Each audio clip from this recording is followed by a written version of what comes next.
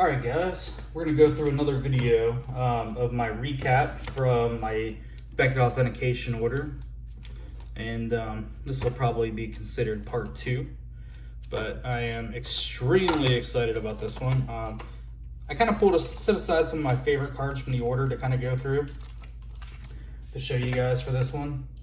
And doesn't really pertain to value per se, but just some cards that I think were kind of fun and definitely wanted to show off. All right, guys, here we go. So first one back, it's gonna be the Fergie Jenkins rookie, signed in red ink. I mean, look at that, guys. He does a fantastic job. This is through his foundation. So, but I mean, he just put it on the dot right there. It just looks perfect.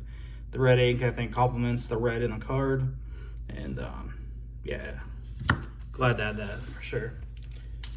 Got this one back from a private signing not too long ago. This is the Jose Canseco, but this is the Topps Tiffany, as you can see above, and signed in blue.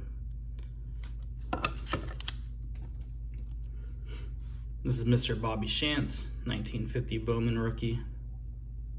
He will inscribe quite a bit on his cards, but I just wanted a nice simple autograph, so I didn't request any inscriptions, but he'll basically fill the whole card up if you want with his achievements, but I just wanted a nice clean copy.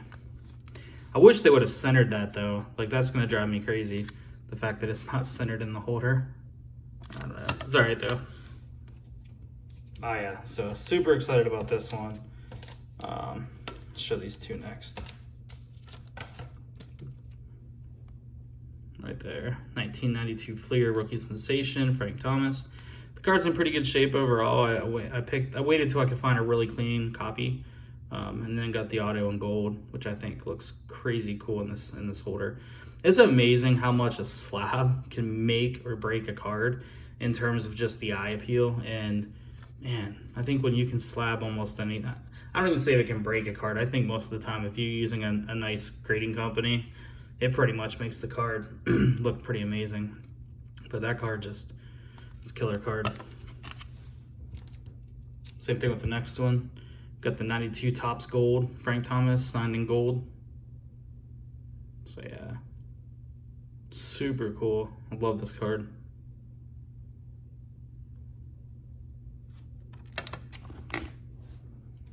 All right, so here we have a Topps Tiffany, Jeff Bagwell autograph in blue. It's got the 10 auto.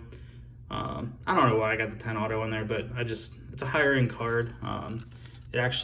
This was a PSA 9 snap out.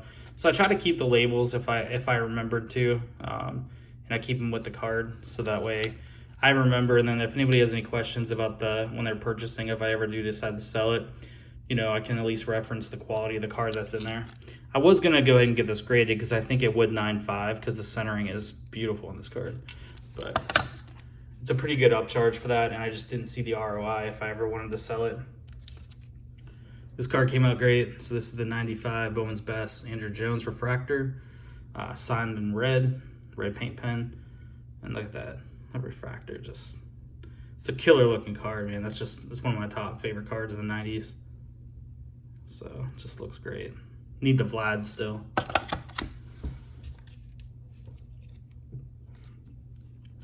Ozzy Smith. This was a PSA 7 that I cracked out. Got the Beckett 10 auto on it, signed in blue ink, so glad to keep that one in the collection. This is a guy I've been trying to get for a while. Mark McGuire. This is going to be the Topps Tiffany as well.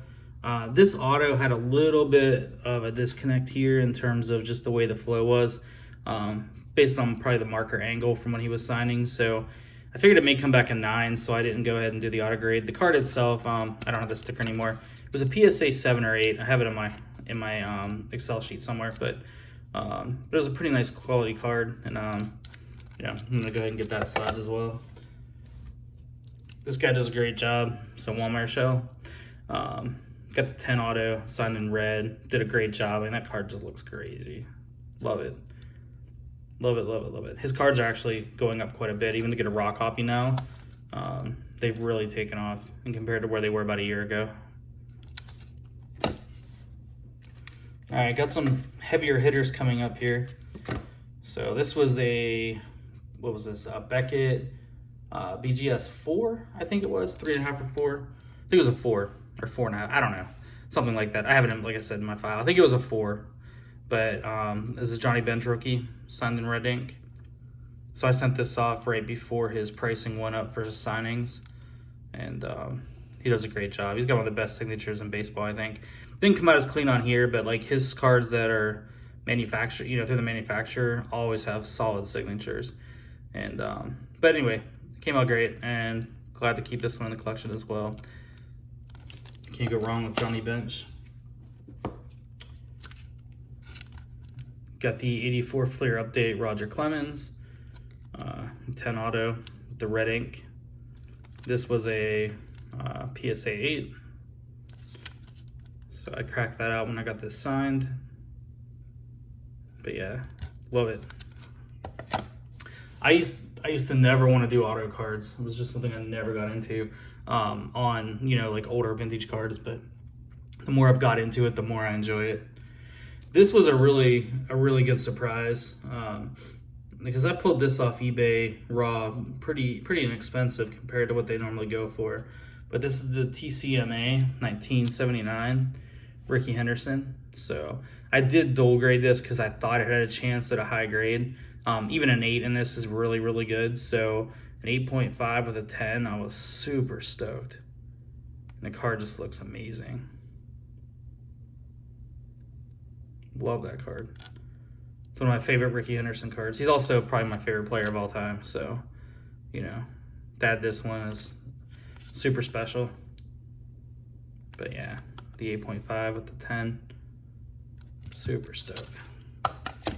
All right, next card.